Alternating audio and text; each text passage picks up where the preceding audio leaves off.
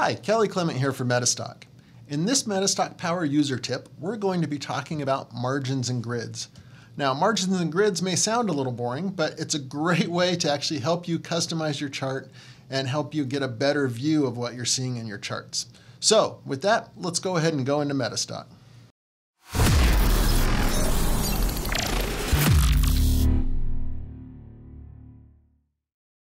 So to get us started, obviously I think the first thing we need to do is open up a chart. So let's come in here and let's open up IBM.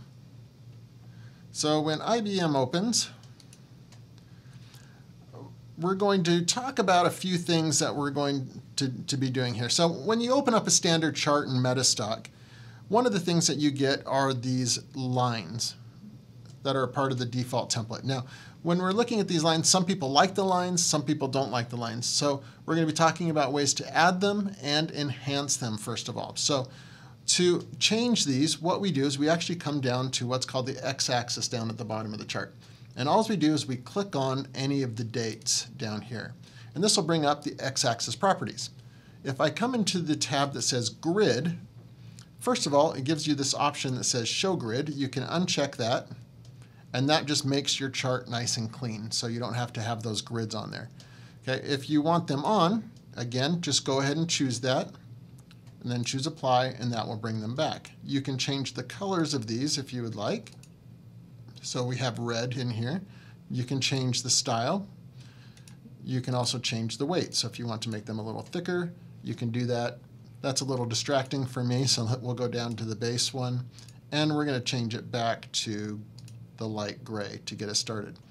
Okay, so that sets up your x-axis grids. Now, if you like grids going both ways, you can also come over to the y-axis, double click on that, choose show grids there, and now you have your grids here. Now, why didn't it show up on volume when I did that? Well, because it has its own y-axis. We'd actually have to go and turn it on there if we wanted it there as well. So just double click in it, show grid, and again, you can change colors if you wanted to. So let's say you wanted that different color grid right there, you can do that.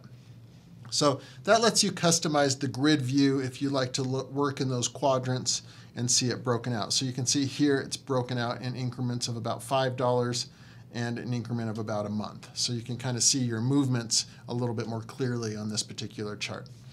Okay, another thing that you can do, and this is one I get asked about a lot when I'm talking to people, is some people really like this white space that's over on the side of the chart. Some people don't. So if I zoom in, you can see this white space here gets bigger and bigger. And that's a design. Some people really like that. Some people do not. So you can actually take that out of your grid if you want to by, again, just going down to the bottom of the x-axis. Okay, and this time we're going to go to margins. Okay, so you have this option right here that's called right margin. So what we would do is we would set that down to 1, choose apply, and you'll see that takes a lot of that white space out of there. If I was to move that up to say 50 and apply, you can see it adds a lot more into it. So let's just take that back down to 1. Now, I'm using MetaStock Professional right here, MetaStock RT. If you are using end of day, that's the options you would have to be able to change. If you're using RT, you can also set that as a real-time margin. You have to be looking at an intraday chart to be able to do that. You notice before it was grayed out, now it's not. So I can set both of those down to 1, and then it keeps everything more tightly to the right side of the chart. So it makes it a little more usable space. But again, that's a preference thing. That's something if you want to be able to set that, you can, or you can just leave it as is. So let's go ahead and go back to our daily chart. And just down here, other things you can do in the x-axis grids, you can change your time frame if you want to, which is the same thing that you do right here. You can also change your scale. And changing your scale is basically setting your date ranges. So if you want to change your date range, you can do that here. You can also just choose to load maximum data. So if I were to do that, it would just load up all the data that is available for IBM.